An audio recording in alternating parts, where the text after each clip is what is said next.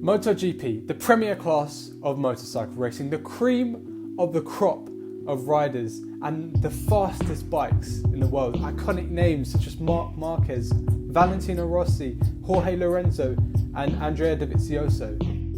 But what is it really? What is the racing like? Who should you look out for? And what tracks do they race at? All of that coming up in today's video. So you've clicked on this video for a reason. Either you're already a MotoGP fan and this video came up in your suggested, or you're an F1 fan and you're maybe a bit interested in MotoGP and you've come here to learn more. Either way, MotoGP fan or not, you've come to the right place. So, MotoGP, what is it? Well, according to Google, MotoGP, or Grand Prix motorcycle racing, is the premier class of motorcycle road racing events held on road circuits sanctioned by the Fédération Internationale de Motocyclisme. I have completely butchered that, but I'm not French, so I'm just going to say FIM for short. Oh, and a fun fact as well, MotoGP had its first race on June 17th, 1949. Now, it was racing under a different name. It didn't have the specific title MotoGP and Moto2 and Moto3. They were CC classes, so MotoGP was a 500cc class, but it's still the same championship that it was before. So technically, it's older than Formula 1, which started in 1950. So it's still got the history behind it. So, how's the racing then? Well, picture this. You're in the Styrian hills of Austria. The Red Bull Ring is full of fans cheering on their favourite riders. The two championship contenders, Marquez and Dovizioso, are battling for the win. It's the final lap. Marquez is in the lead. They go into the first corner side by side. Dovi goes up the inside but goes deep. Marquez takes position back on the cutback. They go up through the middle sector, Dovi slowly reeling Marquez in. Going into the final two corners, it's all or nothing. They get through turn 9, Marquez still leads. Then on the final corner, Dovi sends on up the inside, a classic block pass. They power up to the finish line, Marquez and Dovi slipstream, but it's not enough. Dovi wins. You like that? Welcome to MotoGP. It happens at every race. It's not Mercedes dominance, it's Honda, it's Yamaha, it's Ducati, it's Suzuki, fighting for podium places every lap. You can literally go from first to sixth in one corner. It's not over till the fat lady sings, as they would say. Now, that's racing, you know, that is what racing should be. I mean, you're never going to have all 20 drivers, or riders in this case, first to last, all battling for podium and the win. That's never going to happen, that's never happened. But top 6, I mean, that's a decent battle, don't you think? And it's so cool. Like that's MotoGP. If you're not watching it, if you can't tell by my enthusiasm, it's so good. Just go and watch one race on MotoGP's channel. They stream full races from last year and the year before.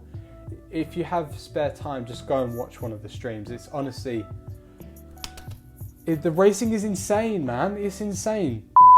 So who should you look out for? Well, me personally, I'm a big fan of Marc Marquez, and it's just his energy, his driving style, and the way he revolutionized with the elbow down technique is he's second to none. And the reason why I say he's one to watch is because he had a crash last year on the first race. Obviously with COVID, all the races got cancelled and then they started back up in June.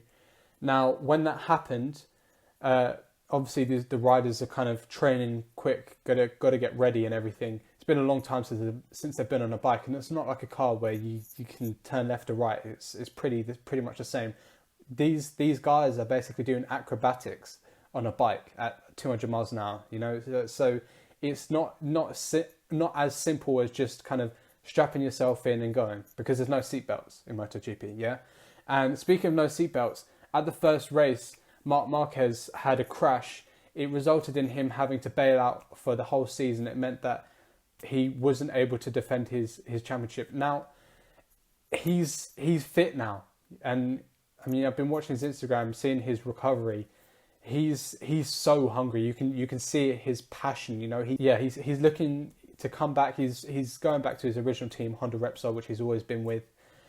And yeah, he's looking to come back to take the crown of MotoGP's champion.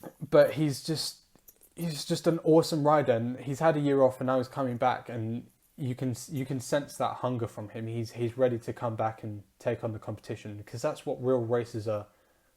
They're hungry for the competition. They want to prove themselves. They don't just want, although it's easy wins, they don't just want to be dominating. They still want that fight, because then you can kind of prove yourself. And a lot of the time Marquez was actually in a bike, especially 2014 to 16 time, when Yamaha and Ducati were like top notch. I mean, they still are now. Marquez outdrove the Honda. I mean, if you look at some of Dani Pedrosa, his teammate, who was supposedly a fantastic rider, I don't know much about him, but Dani Pedrosa always seemed to kind of struggle on the bike, whereas Marquez was just kind of up there fighting Rossi, fighting Jorge Lorenzo, fighting Andrea Dovizioso and Iannone. I always forget his first name, but that it's just it's inspiring, because he doesn't care what he's got. He wants to be the best, and he's going to do anything he can to be there. And that's the kind of fight we want to see in our drivers and in Formula One. And that's what has drawn me to MotoGP, was Marquez and his just grit and just determination, really. Others to watch include Valentino Rossi. He's just made the switch from a factory Yamaha, which is essentially like I'll try and explain this now. So you've got like the factory teams like Yamaha, Honda, Repsol, Ducati, and then you have tech teams, which, I mean, in the equivalent, it would be like Ferrari are the factory team, and then Haas and Alfa are the tech teams. And then you've also got, and then Mercedes, their tech teams would be, especially, I guess now, McLaren, Aston Martin, because they use a Mercedes engine, and Williams. So that's the best way I can explain it to you. It's not quite that simple, but essentially, Valentino Rossi's made the switch from the factory Yamaha team to one of the tech Yamaha teams, and usually the tech teams aren't as good, but from what I can see, Rossi's confident that he can do well in the tech Yamaha team. So whether this is him kind of slowly phasing out, like it is with like Kimi Raikkonen going from Ferrari to Beta Ferrari to not in Formula One anymore, which will probably be in the next few years. But anyway, that Rossi's another one to look out for. Obviously, he's an amazing rider. We've also got Jack Miller, Joan Mir, Brad Binder, Miguel Oliveira, Fabio Quartararo, and Marc Marquez's younger brother, Alex, who moved up to MotoGP last year, was going to be Marquez's teammate. Obviously, two brothers riding for the top Honda team. Alex had just won the Moto2 championship as well, so he was riding a high. Didn't have a great season last year. He got moved down to LCR Honda, which is a tech team, essentially. But those are the drivers, the riders. They're riders, Jake, come on. Those are the riders that you should be looking out for. So what tracks do they race at then? Well, on screen, you'll find the calendar for the 2021 season. Now, you might notice one thing about the calendar. Only 5 of the tracks used are also used in F1. Why is that so? Well, it has to do with the bumps created by F1 cars as they tear up the tarmac on the track. It's to do with the downforce, the amount of downforce they have. The pressure from the tyres tears up the tarmac. That's why you often hear of tracks being resurfaced all the time, because the F1 cars just destroy the tarmac. Now, I hate to bring a downer on this video, but it has to do with this issue of the bumps on the track. Louis Salem sadly passed away due to ripples and bumps on track, which unsettled his bike and resulted in him hurtling to the barriers without the appropriate gravel traps to slow him down. Now, this isn't a big issue with MotoGP running the same tracks as Formula One. F1 cars need tarmac runoff so that if they make a mistake, they don't just get beached in the gravel. But if MotoGP riders make a mistake, they're off their bike. There's no saving mistakes unless you're Marquez. That's how it goes. So you're off your bike, and if you're going 150 miles an hour, you're going to need some gravel traps to slow you down so that you and the bike don't hurtle to the barrier, essentially. So for a track to have both, it requires a lot of space that most tracks simply don't have. That's the simple answer to it all, and that's why we don't see MotoGP cars, or That's why we don't see MotoGP running most of the same tracks that F1 do. And if you remember my dream calendar video that I made, a lot of the tracks I use are from MotoGP, but now I've learnt this, I took a step back and I think actually maybe due to the safety impact it would have on MotoGP, as much as I'd love to see them like F1 switch up the calendar, don't get me wrong, I still stand by the fact that F1 need to switch it up. It's not safe for the MotoGP riders, because when they go over these bumps, it unsettles the bike, and when they're under braking, you're kind of bottoming out the front suspension where all the weight's over the top of it. You add extra bumps to that, it unsettles the bike. He's going to go over the top at 100 miles an hour into a corner. That's not safe.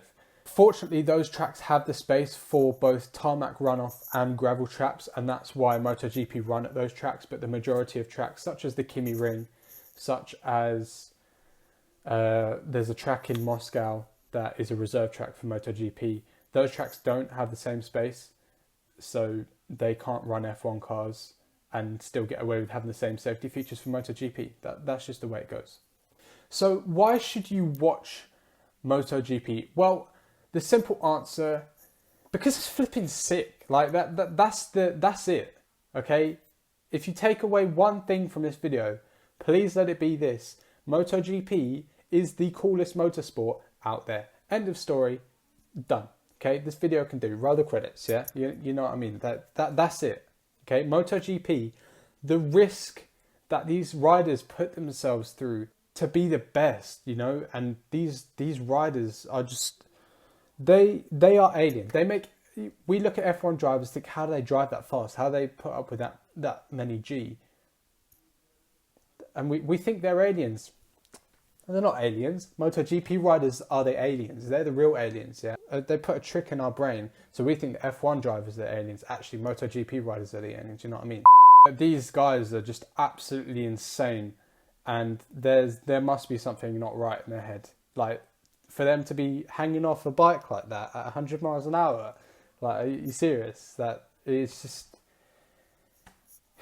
just really cool. That's it. I'm simping for MotoGP, okay? I am a fanboy, okay? I will admit I am a fanboy for MotoGP, okay? I've done something that Matthew Gallagher is never brave enough to admit. So I'm gonna leave it there. I hope you enjoyed this week's video, and yeah, thanks for watching. Like if you enjoyed it. I feel good about this video, you know, just kind of bit more energy, bit more confident in today's video, you know, probably because I've recorded this video like 3 or 4 times, but we can ignore that, yeah.